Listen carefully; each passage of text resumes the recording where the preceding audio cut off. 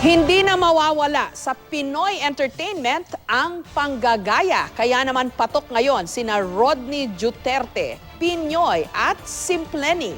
Kilalanin sila sa report ni Lars Santiago. Aakalain mong for real ang paghaharap ni na outgoing President Noynoy Aquino at President-elect Rodrigo Duterte. Mula sa postura at pananalita, kopyang-kopya. Si Jose Manalo, aka Rodney Duterte, nag-guest ulit sa Star Buzz segment ng Sunday Pinasaya kahapon. This time, kasama niya sa hot seat si Pinoy na binigyang buhay ng impersonator na si Willie Nepomuceno. Lagi niyong sinasabi yung matuwid na daan. Mahirap talagang tumagpo pag lubak-lubak yung daan.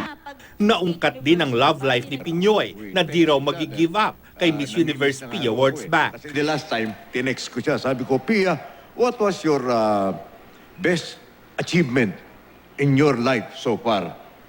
Eh sabi niya, of course naman, yung miss you. O di, nami-miss niya raw ako.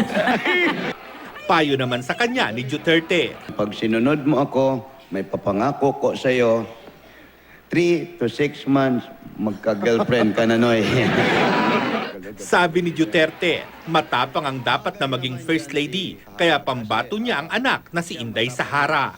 Bagay naman dyan si Inday Sahara kasi siya matapang yan, posisyon yun. Nag-training yun kay Manny Pacquiao. Wow. Ang nasa sentro ay makakakain ng lahat ng sangkap ng pizza. At makakaranas ng complete pizza experience.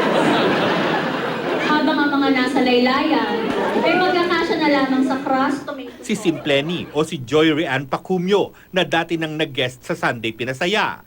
Nakaharap na si Vice President-elect Leni Robredo. Paano kung mapatapat sa'yo ay yung laylayan ng pizza? Paano natin isasalba? Nauna gusto ko magpasalamat sa iyo na nabisita mo ako dito sa akin. Tawag namin dito mag-asawa sa aming lungsod ay aming happy place. Lars Santiago, GMA News.